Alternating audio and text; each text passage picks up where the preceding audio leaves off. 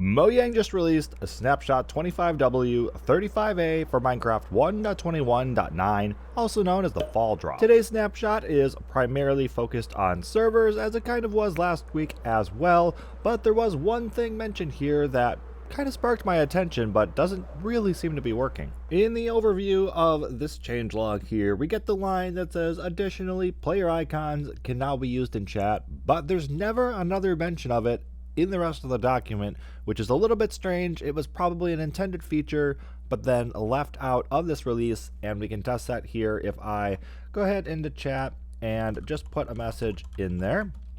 You'll see, obviously, I do not have a player icon in chat, which I would assume would probably show up to the left of my name. Just get the player type and my UUID. So definitely something a little broken there. And to compare that to 1.21.6, where I have the chat heads mod installed, and we come into chat and throw a message in there, we do get my player face next to my name.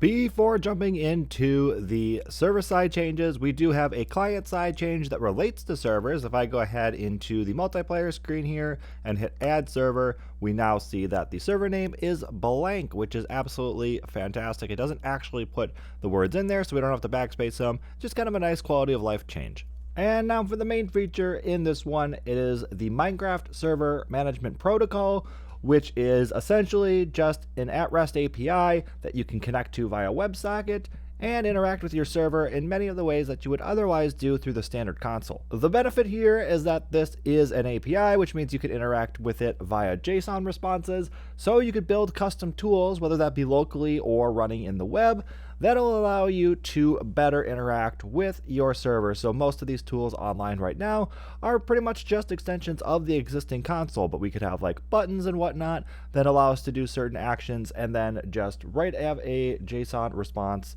and pass that on to the API. As a developer, this is really exciting because I can see a lot of fun things to do with this, but to the normal server admin, it probably doesn't mean much other than you might get access to some of these tools once they're developed. And as a quick overview here, we have this WebSocket that I can connect to. So I'm going to do that via a web browser and a WebSocket tester.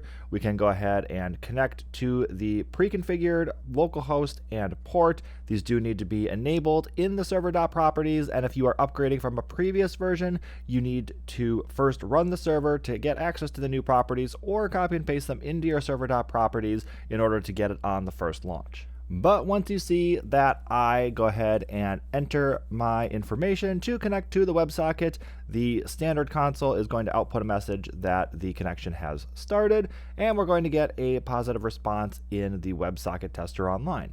The changelog offers some sample requests to input here. This first one, ID1 method RPC.discover, is just going to list out all of the RPC methods. And if I go ahead and enter that, I'm going to get a super long response that is totally not all going to fit on screen here. So like I said, I'm really excited to see where this goes. I think some really fun UIs are going to be able to be built with this.